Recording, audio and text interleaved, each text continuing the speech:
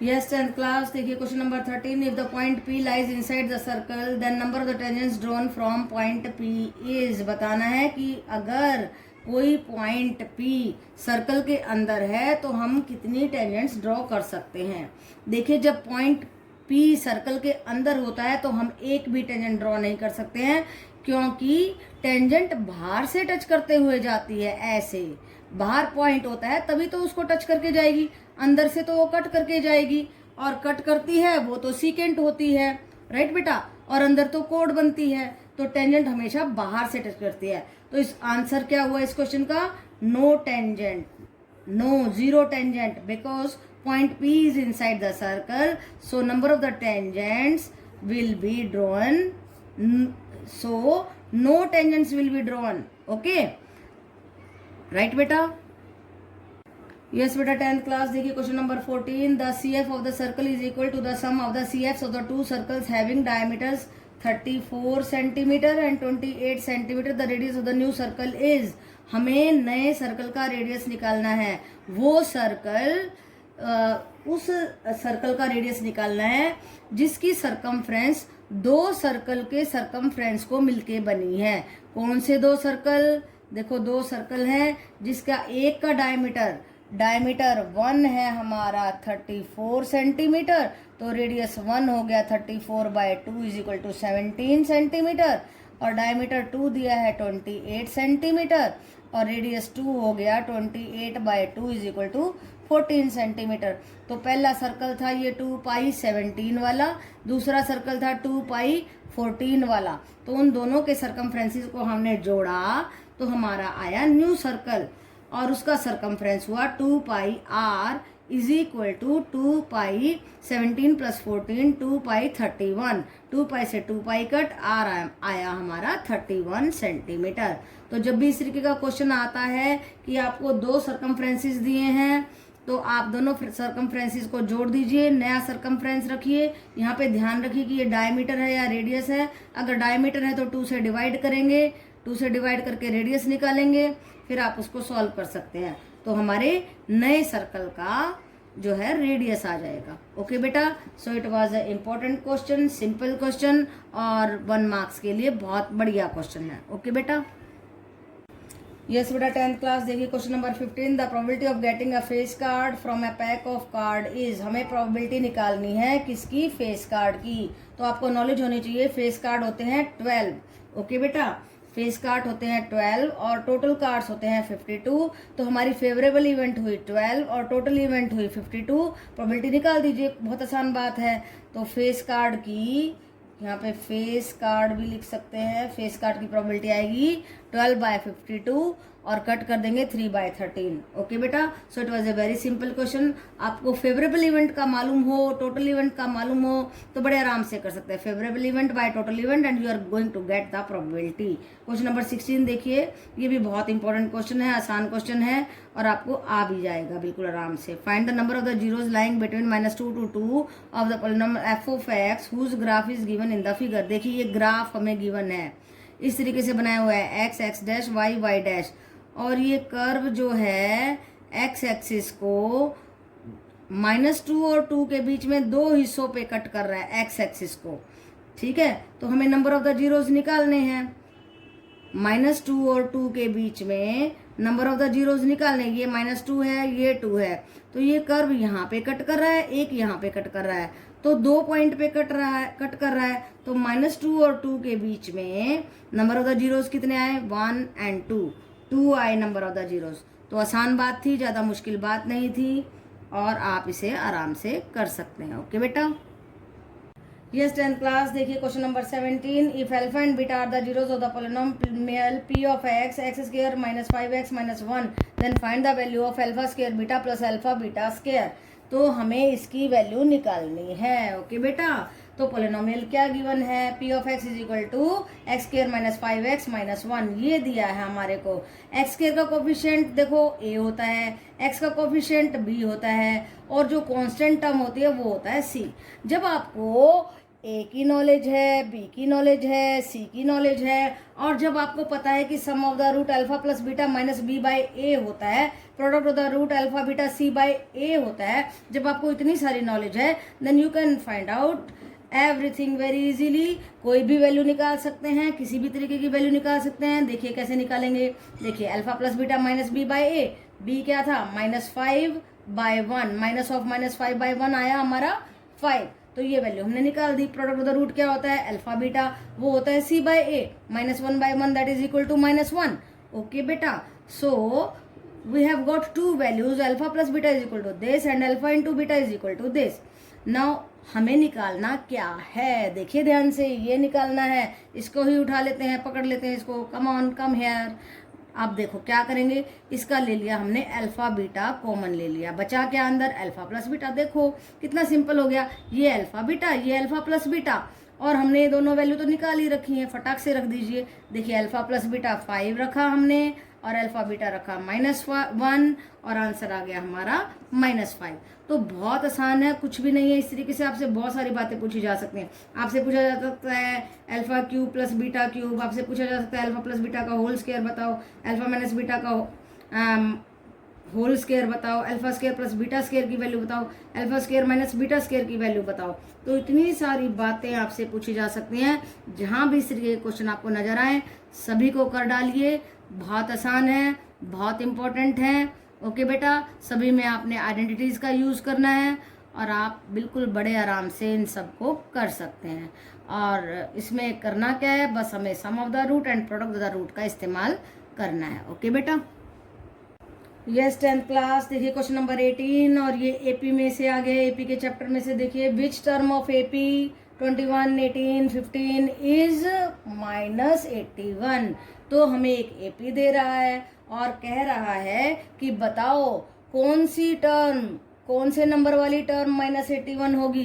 तो बहुत आसान बात है आपके लिए, कुछ मुश्किल नहीं है। देखो ये एपी है, सबसे पहली बात फर्स्ट टर्म क्या है, ए लिख डालो, वो है 21। फिर डी लिख दो, डी लिख दिया हमने, common difference this minus this, this minus this, तो वो आया -3, वो लिख दिया। अब सोचो क्या पूछा है, उसने पूछा है, अब सोचो कि गिवन क्या है, an is equal to -81, right, वो हमने लिख दिया ये गिवन। अब निकालना क्या है, हमें n निकालना है कि कौन सा नंबर है इस टर्म का। तो उसके लिए हमने ये फॉर्मूले को खोल दिया, a + n - 1 into d is equal to -81। Okay बेटा, a लगा दिया 21 एंड देन हमने d लगाया -3 and that is coming out to be -81। So देखो ध्यान से, इस 21 को उधर ले गए हैं और ये -3n + 3 माइनस माइनस प्लस होकर के हो गया ना। सो -3n इज इक्वल टू, इस 3 को भी हम उधर ले गए and so we are going to get -105। इन सारों को जोड़ दिया। Now n is coming out to be, minus से माइनस कट कर दिया हमने, 105/3 and that is coming out to be 35. So -81 is the 35th term of the AP. Okay बेटा, तो कुछ भी ज्यादा मुश्किल नहीं करना था। ये हमारा A फर्स्ट टर्म हमें मालूम हो गया, D हमें मालूम हो गया। जब भी हमें n निकालना हो तो देखो कि nth टर्म गिवन है या नहीं, उसका फॉर्मूला लगा दो, सारी चीजों को रख दो और n को फाइंड आउट कर दो। ओके बेटा, so it was a very simple question. Yes 10th class, देखिए question number 19, in the given figure angle between the two radii of a circle is 130 degree. ये हमारी tangents drawn to a circle हैं और ये point of the contact से जो दो radiuses इसको टच कर रहे हैं, वहां पे ये जो दो रेडियसेस हैं इनके बीच का एंगल बन रहा है 130 डिग्री।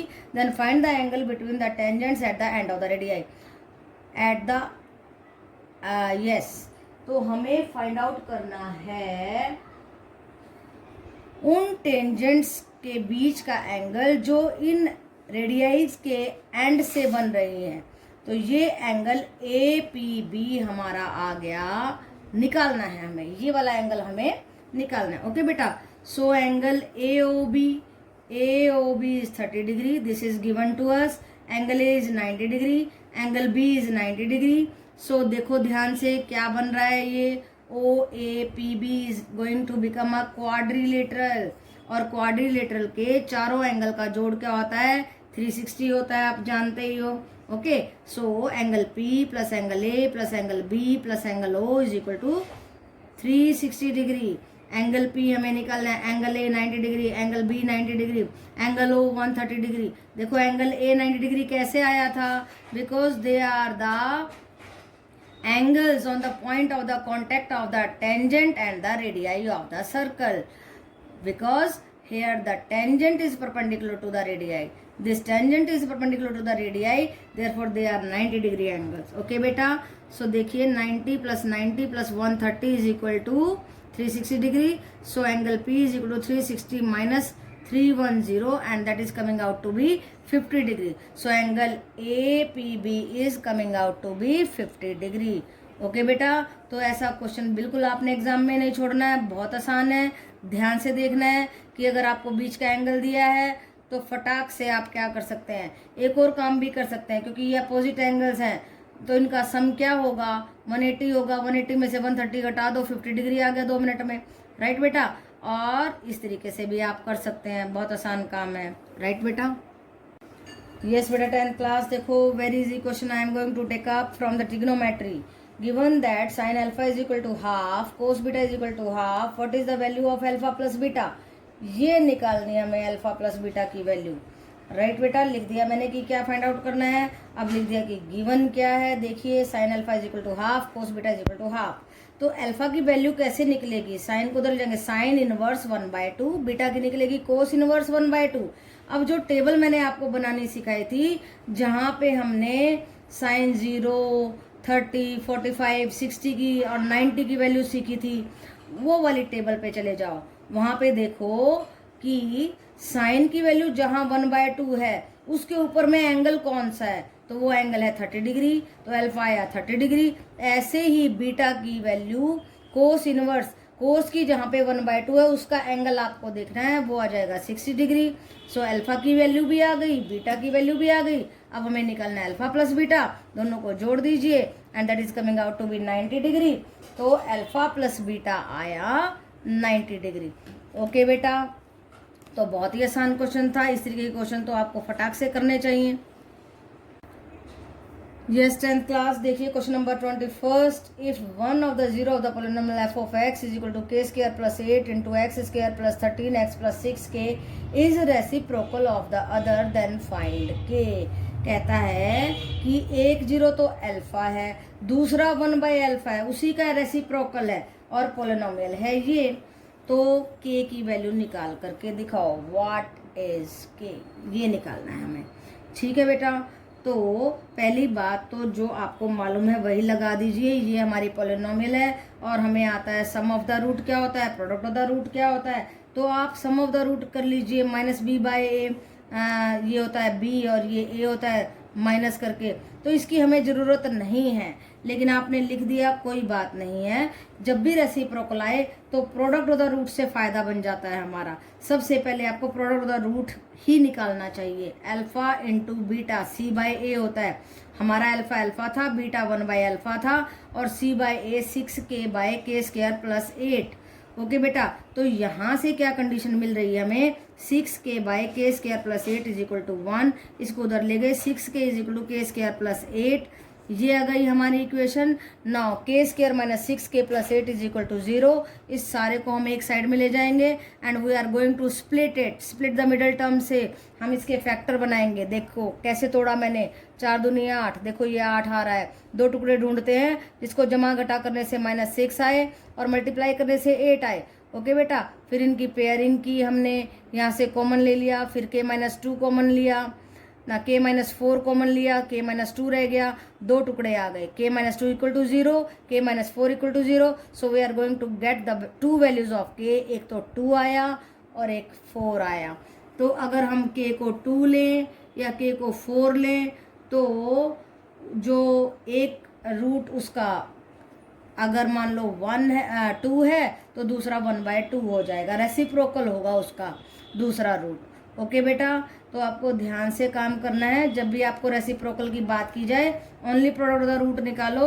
रूट और जीरो सेम होते हैं, मैं कई बार इसको रूट कह देती हूँ।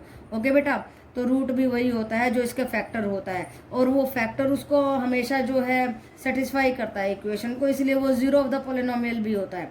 ओके बेटा, तो देखो जब भी आपको रेसिप्रोकल की बात की जाए तो आपने क्या करना है, प्रोडक्ट ऑफ द रूट्स निकालना है, प्रोडक्ट ऑफ द जीरोज निकालना है, और उस कंडीशन को यूज करते हुए के की वैल्यू निकालनी है। ओके बेटा, इसी बात का आपको ध्यान रखना है।